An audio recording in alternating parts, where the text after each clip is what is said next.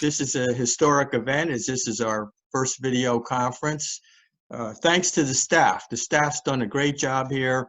In particular, Ernie Williams for his technical support. Every time we need something from this organization, somebody steps up, and this time as well. And this is a great capability to have. So we appreciate the staff putting this together for us. And this is, it appears that we're going to have a virtual meeting for the coming month as well in May, and this will be a good experience with it. I will manage the agenda tonight, and Gabe will manage the technical part along with Ernie, and take any input from the public.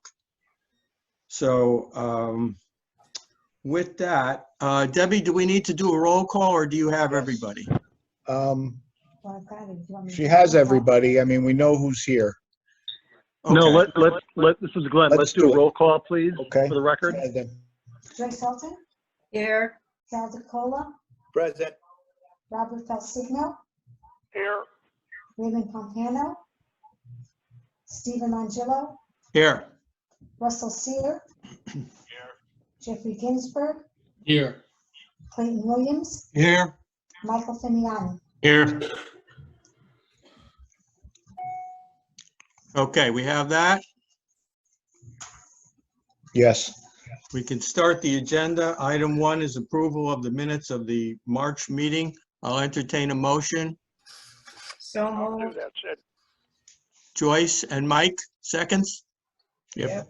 Okay, I'll give everyone a minute to look at the minutes. We had a relatively short meeting the last time. I do want to ask Gabe, we had a visit from Scott Weiner at that meeting. If there's some opportunity during the meeting here and any update, could you provide that for us later on? I mean, just quickly, we got him. That was the guy with the consumption with the well. Right. Yeah, we got him straightened out. He was Okay. very happy. We made an agreement and an adjustment, and he's going to keep us in the loop in regards to if the house gets more people or if he sells it, we'll know. So he was very satisfied. Great. Are there any corrections, additions, any comments? All those in favor? Aye. Aye. Aye. Any opposed? Okay, motion carries then. Item 2 is public participation. Gabe? Yes, Anyone? there is a number here. I see somebody, but I'm not sure if it's anybody from the public, but if it is, they can. I don't think so. Seeing none, Steve. Okay, can move on to item 3, which is submission of the authority's cost of service study. The annual budget consisting of next year's fiscal year projected expenditures and recommended user rates and charges, and proposed annual capital budget for the next fiscal year, an annual update to the 5-year capital improvement plan, and the impact of the annual update of the annual budget on the next fiscal year's projected expenditures and revenues and user rates and charges. Gabe? Yeah, this is the meeting every year where we actually set up the public hearing, and then we submit the budget and the cost of service study along with the 5-year capital improvement plan to the board. This year, we're going to either do the meetings on Zoom like this individually with the board, or if somebody wants to come in, we have enough space in the conference room to meet with one person at a time, Louis and I, and still keep our distance. With that, Lou will give you the highlights of the proposed budget, and we'll go from there. Louis? Okay, can you hear me? Yes. Yep.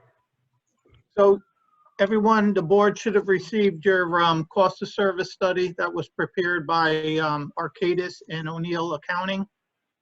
Then we also sent out the budget books with all the detail of the budgets, and also a consolidated budget book, proposed budget. The proposed budget and the cost of service study is on the authority's website. So the 2021 proposed budget is presented tonight in accordance with the requirements spelled out in our sewer ordinance, which specifies that the budget be submitted to the board and constituent municipalities by the third Monday in April. The budget continues the conservative fiscal philosophy of the authority, which was recently acknowledged by a recent rating increase from the rating agency Standard & Poor's. As this budget was prepared during a national pandemic due to the COVID-19 virus, it's sure to make fiscal year 21 a challenging year. Just to note that the budget process for us starts in January. So we get all the department's requests in January. We go through it for pretty much the month of February, and then we send it off to the consultants to do the cost of service study. So a majority of the budget was prepared prior to some of these issues. In brief, the budget, total budget is $44,310,208, which represents an increase of 1.24% over the current year.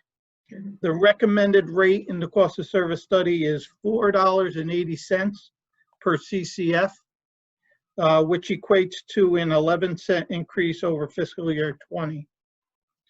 Our billable consumption has basically remained the same that we budgeted and billed out last year. So we're staying with 8,050,000 CCFs. Our non-rate revenue assumptions, such as interest income, permit fees, high-strength revenues, have been lowered due to the uncertainty of the pandemic impact, as well as some of our assumptions for delinquent collections.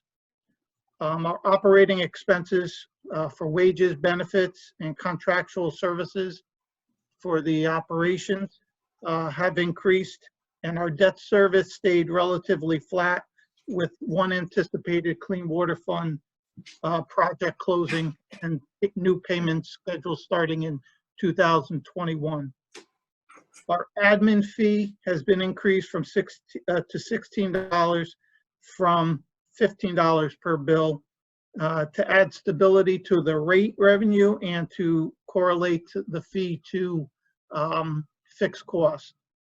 The minimum residential bill would be $88 a quarter compared to $85.35 in fiscal year 20. It's an increase of $2.85 per quarter, or $10.60 per year.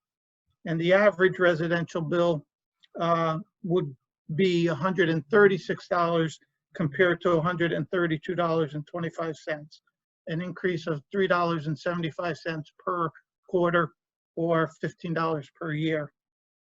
Our elderly credit has increased from $14 to $15.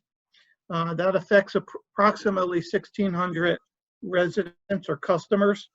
And their minimum bill with the elderly credit would be an increase of $1.65 per quarter. Our debt coverage requirement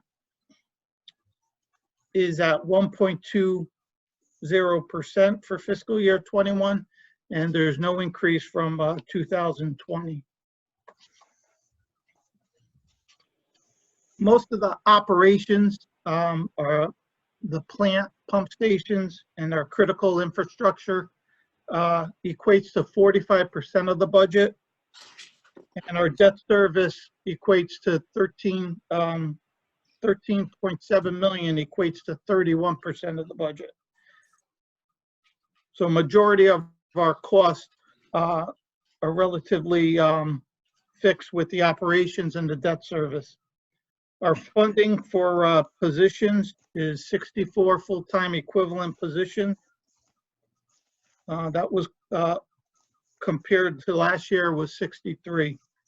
And our total payroll and benefits total $9,010,831, an increase of 4% over last year.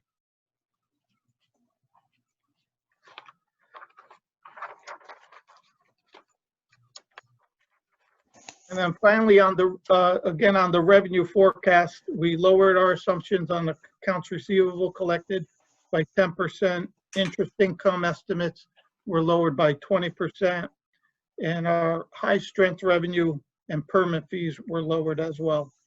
The budget put together tonight is presented tonight is in accordance with the covers all our costs, and it takes care of the reserves that we must put aside for our debt service. So it covers all the necessary indentures and that our rating agencies look for. So that's the pretty much of what I have for the budget. And as we do every year, Gabe will send out notification and we'll set up meetings to go through the budget. We will go through line by line if you'd like, or by department. Gabe, that's all I have right now. I don't know if you have anything else you want to add. I think, as Louis had said, it's a 2.3% rate increase. It actually comes in less than what last year's cost of service study identified this year's rate to be. Also, as Lou mentioned, we did receive, as part of our refunding, which has not taken process yet because of the fluctuations in the market, we did receive an increase upgrade from S&P, which is a giant accomplishment during these times.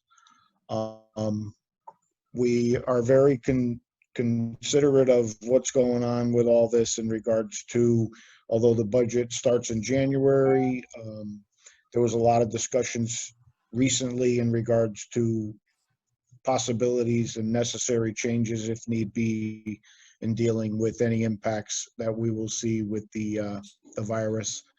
And there'll be a new business item later in regards to some directive from the governor that Sid will talk about. I think that when we do our meetings, everybody will be very happy with the way that it's presented and the way that the rates are dealt with. And we also are going up another $1 on the elderly credit as well. As we had discussed last year, we're going to move that up every year. I think the rest of it, for in-depth discussions, will take place when we're doing our individual meetings. I'll have Maria start contacting everybody, and I'm sure everybody's around under the current situation. So we'll figure out whether we do it by Zoom, or if you want to come in, we can work that through too. Now, one thing, Gabe, you said, and I think should be highlighted, and is people, I don't know if they all heard this, but our rating is now the second. There's only one rating higher than what we have.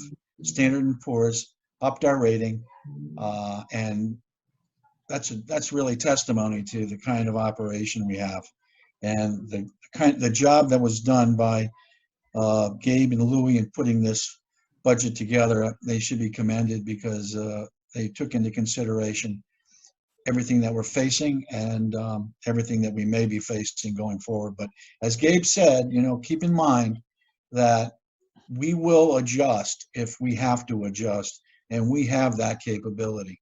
Right, Gabe? Absolutely. Yeah. We'll have a little more discussion on the new business item as we get further down the agenda, and that'll carry us into some more discussions in regards to possibilities for next fiscal year.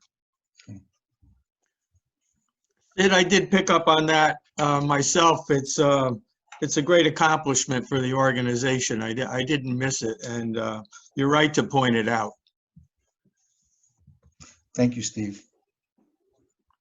Are there any comments from the board? I'd like to think about not raising our rates this year. And I'd like everybody to give it some thought over the next month. Jeff, do you have a reason behind that? I think we can control our expenses at the plant. I mean, certain budgetary items we can't control, like the debt service, but we can control what we're spending at the plant. I think we've had a once-in-a-lifetime event. The last time we've ever had a pandemic was 100 years ago. I don't think that it's fair to increase our rate by 2% this year. Well, I mean, we do a cost of service study to justify that rate. It's dollar-wise, I mean, it could have moral significance, I guess, or symbolic significance. Money-wise, it's a very reasonable increase, I think. I hear what you're saying.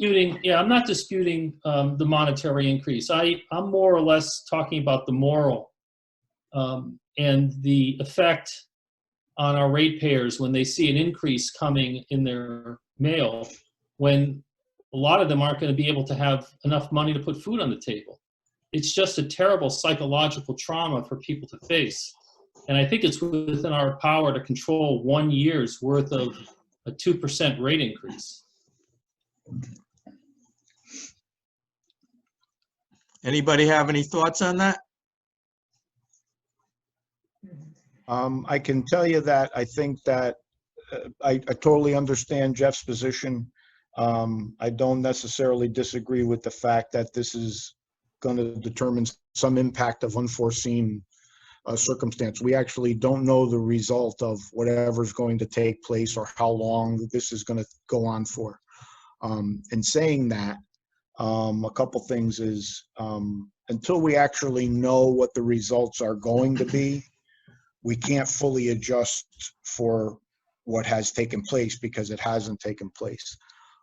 We do have some mechanisms for adjustment in the budget. And as always, we will always work with anybody who falls on times and has a hard time with their bill. In regards to the interest rate, we'll have that discussion. And we will always work with everybody in regards to not being able to have a payment. We're never gonna, take somebody's home or take a harsh position from somebody, especially when it results in this kind of devastation caused by this virus.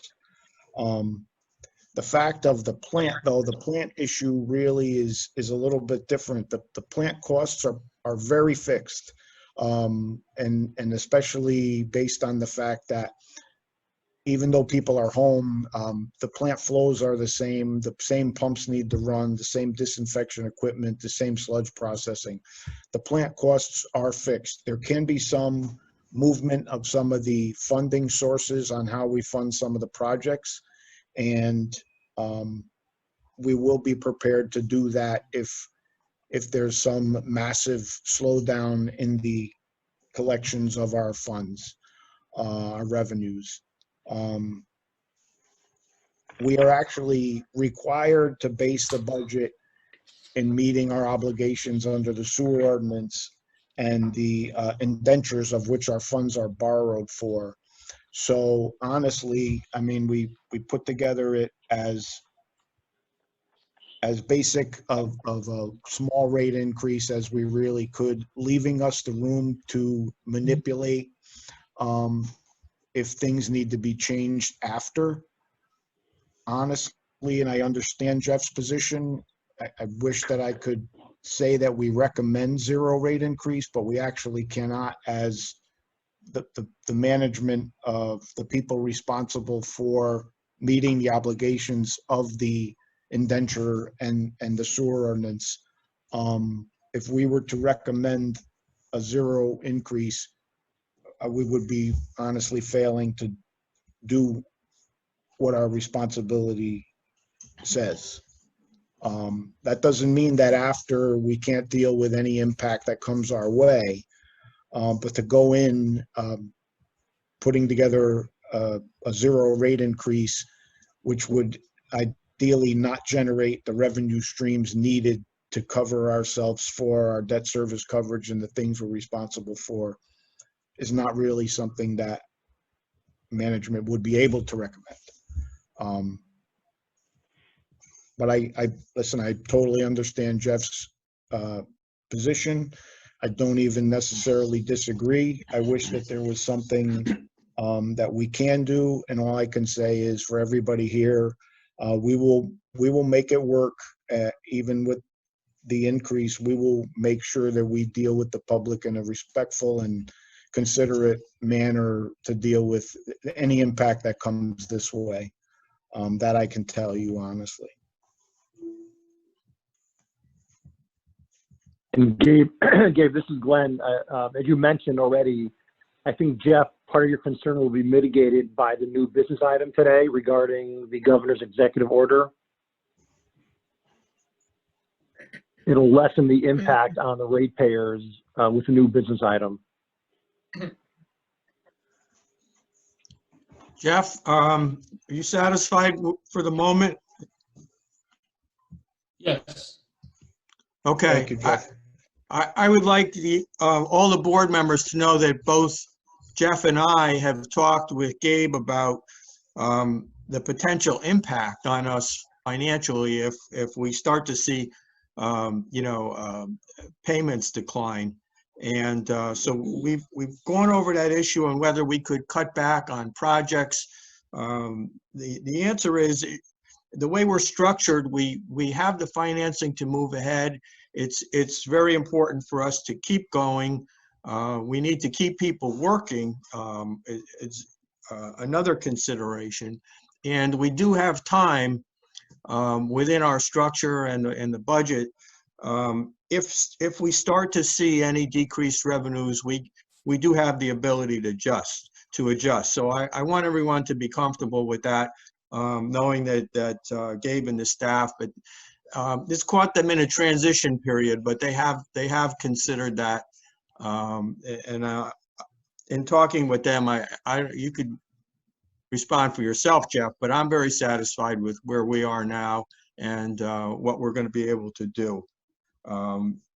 Behind all of this, I think it's important to acknowledge that the staff has done such a great job for so long that we put ourselves in a very excellent financial position here. That really stands us well in a moment like this, where we need to be solid, and we are. So it's to everyone's credit.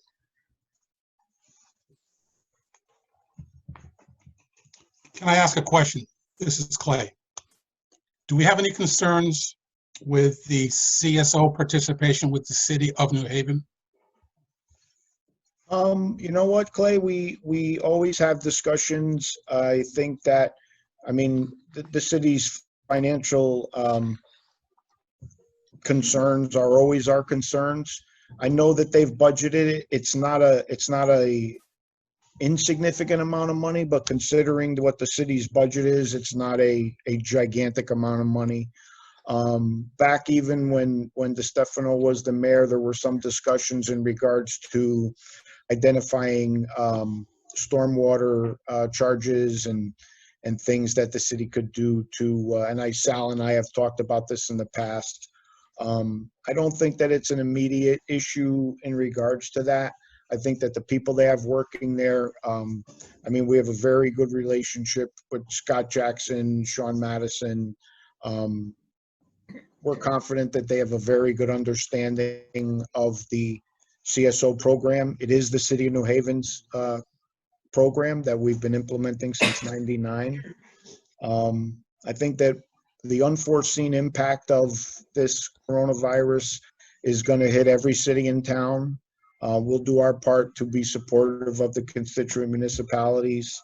I think that if this doesn't go away in some timely fashion, I think that there will be adjustments that need to be made everywhere for everything. So we'll be there to make them with everybody, and I'm sure it'll be a concerted effort of all.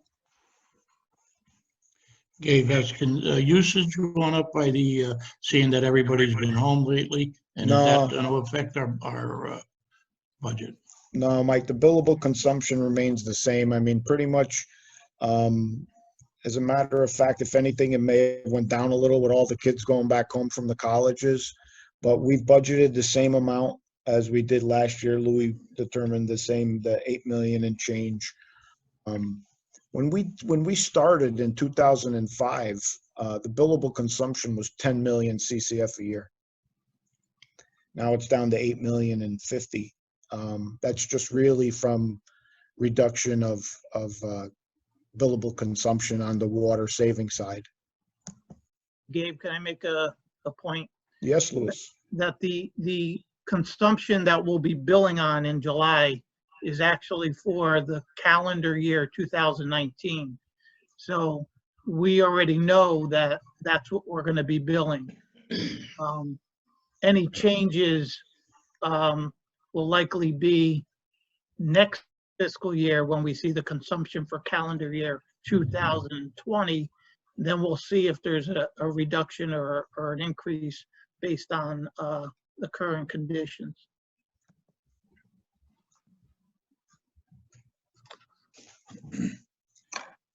Okay, any other comments from the board?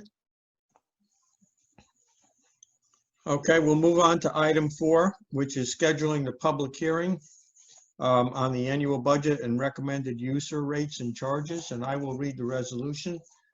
Resolved that a public hearing shall be held on Tuesday, May 12th, 2020 at 5:45 p.m. via teleconference regarding the authority's annual budget and recommended user rates and charges. Do I have a motion? I'll make a motion for you. Thank you, Bob. Second? I'll second. It's Clay. Thanks, Clay. Okay, I just want to point out that we do expect this is going to also be teleconference meeting. Any other comments? All those in favor? Aye. Aye. Aye. Any opposed? Motion carries unanimously. Thank you. Item 5 is consideration of department budget transfers, and I will read the resolution again. Resolved that the department budget transfer requests as described in the exhibit to agenda item 5 are hereby approved. Do I have a motion? I'll move it. Joyce, thank you. Second? I'll second for you. Thanks, Bob. Okay, Gabe? Okay, there's 3 budget transfers. I'll go through them. The first one is from operations. It's a transfer totaling $38,217. This is to move from the grit collectors at the boulevard, the roof railings, and transfer it to the inlet works for ductwork. The proposal was higher than our own estimate due to additional ductwork that was required to be replaced upon the field inspection. The second one is from operations. It's a transfer from maintenance and other contractual service into capital non-reoccurring. It's $45. This was in regards to just there being higher than the initial estimate as well. And the last one is a finance department transfer. It's $19,500 from professional development and training.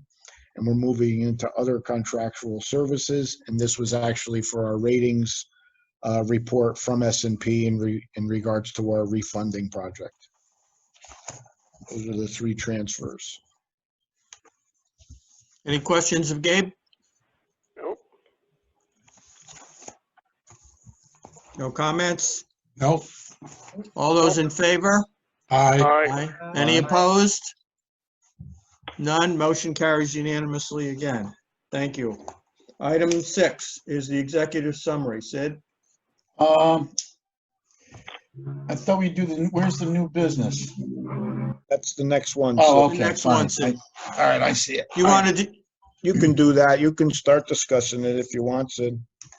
All right, well, oh, you want to go ahead with the new business? no, I can bring up what's gonna, as part of the, what's gonna come up in the new business is a requirement by us to take action on one of the orders.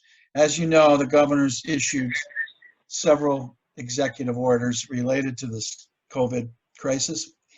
And he issued one on April 1st that it was Executive Order 7S, like Sam. And it was basically trying to deal with situations like we anticipate with our customers coming up, that it kind of relates to the conversation that just took place on the rate increase. But it applied to all kinds of entities, municipalities,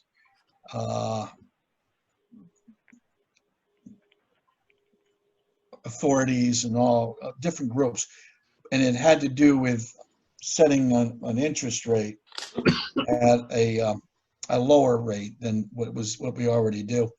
What happened was Glenn looked into it, and we were not subject to this 7S. So I guess they must have figured out that there were entities like ours that didn't fall under this 7S. So he issued another executive order, 7W.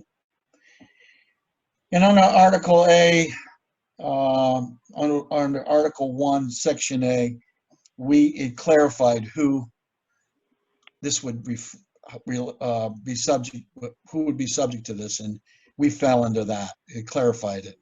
And also they clarified the time frame as to this lower interest rate. And when we get into the new business, I'll let Gabe explain to you, but it was lowering it from 18% actually down to 3% on delinquent accounts, which is some relief for those people that unfortunately are going to be faced with being delinquent. And it runs from April 1st until July 1st. In the original order that the governor sent out, it was to take place on May 10th, but they realized that the order executive order was dated April 1st, so it was kind of hard to put that date of March 10th into the order. Actually, Gabe will explain to you, we're in a very good place at this time to comply with this order. I was going to, as part of my executive director's report, point out some of those people within the agency that have authority, that have excelled in what they're doing. And I was thinking about it, and I was thinking about all that's occurred. And believe me, we're all working very hard. It's a lot harder to work at home from a computer than it is to be at work and dealing face to face with people. But I got to tell you that from the ladies downstairs to the gentlemen that are out in the field to those that are working at the plant, everyone has performed exceptionally well. And I can't point out one or two people that have done anything different that they would have done when they were working.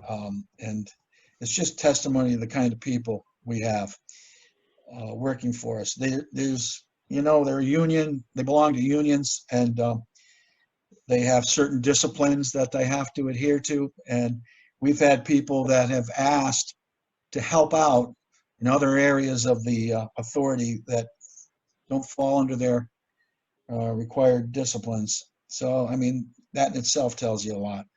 All the employees are practicing the appropriate safeguards, and it's very good to be able to say that as of this time, we've had no employees that have come down with COVID. So, all in all, I'm very happy with the people we have and where we are as an authority and what we're accomplishing through this pandemic. And I thank the board for your ability to get together. And I've tried to keep you up. I've caught up to speed. I've made, I sent out an email originally. I've sent out a call. And as this continues, I'll be doing the same. So that's what I have as way of a director's report. And Gabe, when we get into the, Gabe will give you a better understanding of how we're going to comply with the governor's order when we get into make the motion on the new business item. But if you have any questions of me, I'm here and willing to answer anything you have. Hey, Sid, Stephen, Yeah. That's pretty remarkable. No one in the organization has been affected by this, or no one has gotten sick. It's truly remarkable. We actually have one of our guys, his wife did come down, was tested positive, one of the road crew. What are you, how are you dealing with him? Is he, She's tested negative now. These guys are working on a rotating minimum staff. He's, and the ironic part of it, and this is, I mean, I'll give you the short version, but, this was a month or so ago when we first got into this. She was sick, so he was quarantined at home. It took a week for her to be tested and then a week for the test to come back and say that she was positive. So our conversation with him was, okay, you need a doctor's note to come back to work. So he called the following week and said, okay, on Friday, my doctor's going to give me a note to come back next Monday. So the question was, okay, did they test you? No. Oh, Yeah. So how was the doctor going to give him a note to come back to work? So I said, well, we have a couple questions. One, how did he not get this, right? Two, how could they give him a note to come back to work when he didn't get it? So I said, we had a conversation and we said, okay, we're going to send him to occupational health at Yale, which is our workman's comp, where we send people when they get hurt to see if they could test him. They said, absolutely not. Don't send them here. We don't do that. I said, what was their recommendation? Maria said, we have to call the state coronavirus call center. Okay. She said, called there and they said, yeah, don't call us. We don't do that. And he can't get tested unless he actually has symptoms. Oh, jeez. Okay. So we kept him home another week and he's back in rotation actually this week. So it's been over 3 weeks since she's tested negative. But I mean, that's how ironic it is that he didn't get it, or maybe he did and he just no, but some people can have it or pass it on and not be sick themselves. Yeah. So I mean, we don't know that. No, we don't know that. But the Well, fact as that of right they now, we wouldn't have nobody actually- that's tested positive, so they that's wouldn't the good test news. us. We found that a little hard to believe, but we keep going. We'll take As it. Sid had said, I mean, honestly, and I mean, everybody, I mean, this budget is a monstrous task that Louis pretty much does all by himself every year. It's a monstrous undertaking. And I mean, we have to give the operations guys who work at the plant an incredible kudos. I mean, the fact that these guys just do that day in and day out, they're on a minimum staffing, 4 days on, 4 days off. And honestly, we just keep calling there and saying, can we do anything? And they just keep plowing forward. These guys are the best there are, and we can't say enough good things about them. Right. Gabe, can you explain to the board too about how you're staffing the administrative part of the organization? We actually have people coming in, some people in each department come in each couple days a week. Each crew has it. So that, let's say in our department, we have two girls that come in on Monday and Wednesday, 2 that come in on Tuesday and Thursday. They work 5-6 hours. This is beyond working, on top of working from home. Tommy's doing the same thing in his department. Renee has got the ladies downstairs rotating on a minimum basis. So even when the people come in, they're sitting plenty of distance apart. We have the gloves, the masks, the wipe down, everything. And that's on top of everybody being able to coordinate and work from home. And everything is moving smoothly. I mean, it's like Sid said, there's no replacement for everybody being on site and being able to do their job 8 hours a day, but we're keeping the wheels turning and everything is holding together very good. Right. Great. Anybody Well, else Sid? have anything they want to ask me or any comments they want to make?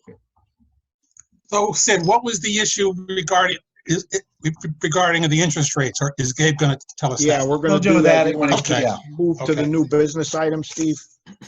Yeah, item 7 is new business, and are we moving to Glenn to start it?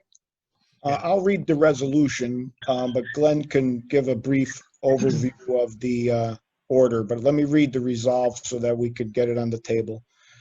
So it's consideration and approval of an establishment of a low interest rate program pursuant to Governor Lamont's Executive Order number 7S and 7W. Resolved that the authority hereby establishes a low interest rate program in accordance with and in the manner prescribed by Governor Lamont's Executive Order number 7S issued April 1st, 2020, and number 7W issued April 9th, 2020 to offer support to ratepayers in light of the COVID-19 pandemic. And the Executive Director, Sidney J. Holbrook, be hereby and authorized, empowered, and directed for and on behalf of the authority to execute and deliver any and all reasonable and necessary documents and to take any and all reasonable and necessary actions in furtherance thereof. Thanks, Gabe. Do I have a motion? I move it. Thanks, Al. Second? I'll second. Thank you. Glenn? Sure, Steve. So as Sid was mentioning earlier, there's these two executive orders that now apply to the Greater New Haven. So as to the rates that the Greater New Haven charges to its customers, the Greater New Haven has two options under the executive order. One is this low interest rate program. Under the low interest rate program, the Greater New Haven agrees for the period April 1 through July 1 to reduce interest charges from the usual 18% per annum down to 3% per annum. So for those ratepayers who are unable to pay their bills, as long as they pay them by July 1, for that 3-month period, for that period April 1 through July 1, they'll only accrue interest at an annual rate of 3%. So once all affected municipalities, districts, authorities like Greater New Haven have to notify OPM by April 25th as to which program it's selected and have to implement that program immediately effective April 1. And I think Gabe was mentioning earlier, maybe it was Sid, that the invoices that will be going out by the Greater New Haven will implement this new, if the board approves it, low interest rate program. And currently under this executive order, after July 1, assuming no new executive orders are issued, this order will go away, and so interest rates will pop back up again effective July 1 to the statutory rate of 18%, unless the governor issues a new executive order. Glenn, I was going to ask that question. It seems like a short period of time because this is a problem that's going to go on for a while, but they will revisit that in 3 months? Yeah, they'll probably revisit it, quite frankly, in May. The talk is that the orders that are in place by the governor are going through May, and so I'm expecting the governor to look at this again come May and June, so that if there is a new executive order which extends the time period, everyone will have sufficient time to enact the then new program. But right now, it goes away on July 1st.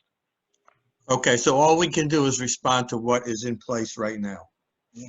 Correct. Gabe, I think tell them the good news that we're, our bills didn't go out. There's good news, I guess, because this was hastily done on behalf of the state, I have to say. But to drop this on us and literally the day before the bills are going out. I mean, the bills are going out tomorrow. And they didn't tell us this until, a few days ago, the 9th.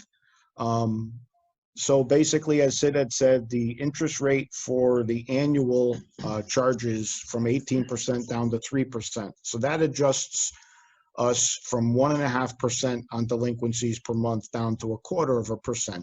The good news, as Sid said, is this impacts the last quarter of our fiscal year, April, May, and June. So we don't have any significant impact in regards to how we will end our fiscal year. As you all know, we have money in our contingency fund. We budget $500,000 there. There will be some money coming out probably for the nitrogen credits, but we will have enough money in there to resolve the impact of this. The impact is $273,000 in reduced interest that we will not be tacking on to the bills delinquencies.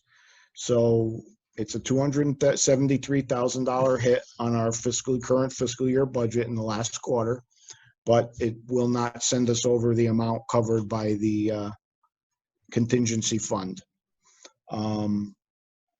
So I guess that was lucky in regards to that, and lucky that we can do something in regards to the dealing And the with. bills didn't go out too, Gabe. And the bills didn't go out. I mean, Right. but literally, I mean, this was breakneck speed. Everybody has been working for days and trying to identify what had to happen. It entailed dealing with the CIS program, dealing with the person, the company that handles that, making changes internally into the system.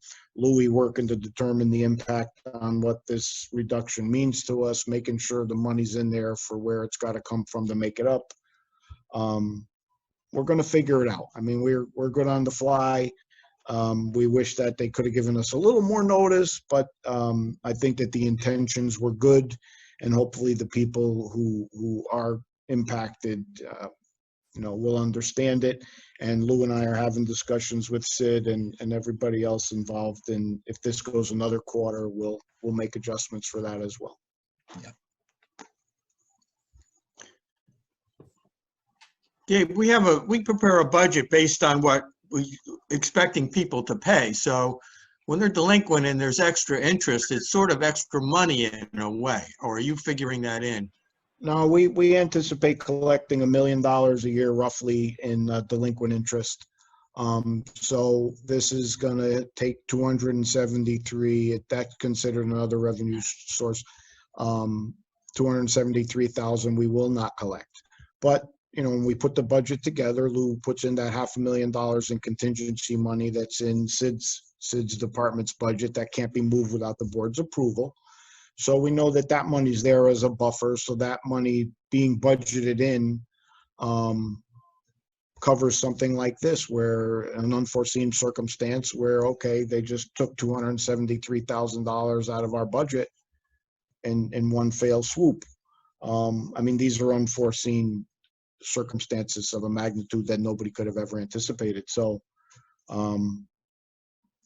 we're going to deal with it, and we'll deal with it if it goes another quarter. We'll deal with whatever comes our way, and we'll deal with the flexibility to make sure that we still meet our obligations.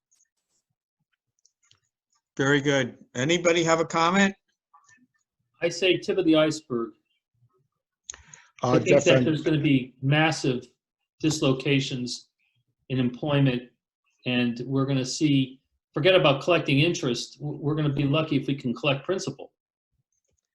I mean, we monitor. I think that the good thing is if it's an impact for the last quarter, by the time we get to July 1st, the new budget year, we'll at least have 3 months behind us to be able to begin to anticipate what the changes are going to be.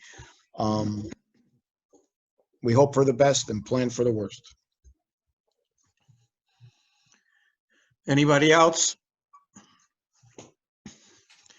I'll call for a vote on this. All those in favor? Aye. Aye. Aye. Any opposed? That motion carries unanimously as well. Item 8 is a call to the public. Gabe, do you have anything? No, there's no public. Okay. And item 9 is a motion to adjourn. So moved. Second. Thank you. All those in favor? Aye. Aye. We're adjourned. I want to thank the staff, especially for a very successful meeting, for our first meeting. I think things went really well. Really well. So it's really good to be able to do this and keep everything going. Appreciate it very much. Thank you very much, everybody. Thanks, Thanks, everybody, everybody. for Hey, attending. everybody. Bye. Take care. Have a great day. Stay safe. Yep, stay healthy. Stay healthy. Stay safe, everybody. All right, bye-bye. Bye.